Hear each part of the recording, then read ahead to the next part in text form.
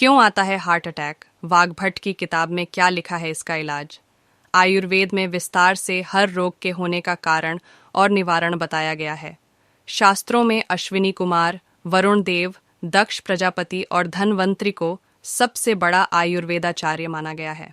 इसके बाद चरक, च्यवन, सुश्रुत, आर्षि अत्रि, ऋषि भारद्वाज, दिवोदास, काशीराज, नकुल सहदेव, पांडवपुत्र, अर्की, जनक, बुद्ध, जावाल, जाजल, पैल, करथ, अगस्त्य, अथर्व, अत्रि ऋषि के 6 शिष्य, अग्निवेश, भेड़, जातुकर्ण, पराशर, सीरपाणी, हारीत, जीवक, बाघभट्ट, नागार्जुन और पतंजलि का नाम आता है। इसमें बाघभट्ट ने इसी परंपरा को उसी तरह व्यवस्थित किया जिस तरह की पतंजलि ने योग को। महर्षि वाग्भट ने आयुर्वेद चिकित्सा पद्धति को पुनर्जीवित कर दिया था। वाग्भट का अष्टांग संग्रह और अष्टांग हृदय आज भी भारतीय चिकित्सा विज्ञान आयुर्वेद के मानक ग्रंथ हैं। अष्टांग हृदय में 6 खंड, 120 अध्याय एवं कुल 720 श्लोक हैं। अष्टांग हृदय में उन्होंने आयुर्वेदिक औषधियों, चिकित्सा विज्ञान के साथ ही ज्वर, मिर्गी, उल्टी, दमा, चर्म रोग, हृदय रोग आदि कई बीमारियों के लक्षण, कारण और उपचार के बारे में लिखा है। कैसे आता है हार्ट अटैक? हार्ट अटैक के संबंध में बात करें तो किताब के अनुसार हृदय की धमनियों में रक्त के जमाने यानी ब्लॉक होने के कारण को लिखा है। ऐसा हो रहा है तो इसका मतलब है कि इसमें रक्त में अम्लता बढ़ रही है। इसके मतलब है कि रक्त में एसिडिटी बढ़ रही है।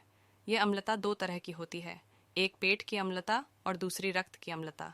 ये अम्लता जब ज़्यादा बढ़ जाती है तो इसे हाइपर एसिडिटी कहते हैं। पेट की अम्लता बढ़ते बढ़ते एक दिन रक्त में अम्लता बढ़ने लगती है। रक्त अम्लता बढ़ती है तो तब खून दिल की धमनियों से आसानी से निकल नहीं पाता है।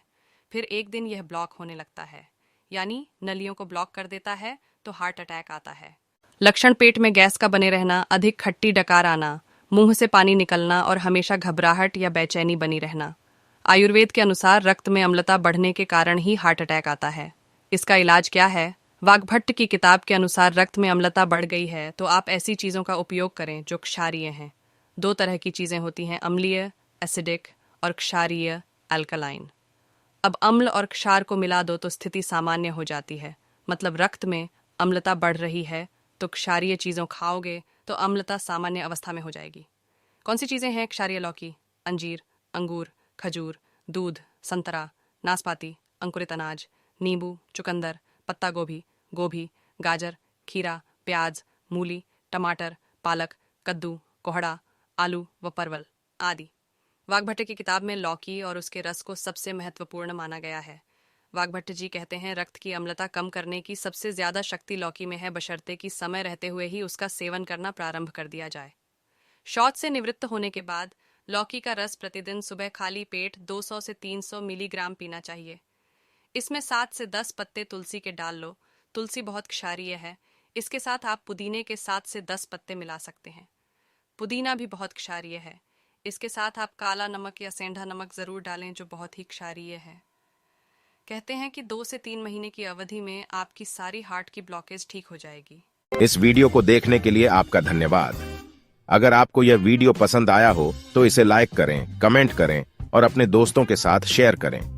हमारे चैनल को सब्सक्राइब करना न भूलें ताकि आप हमारे आने वाले स्वास्थ्य वीडियो से अपडेट रहें।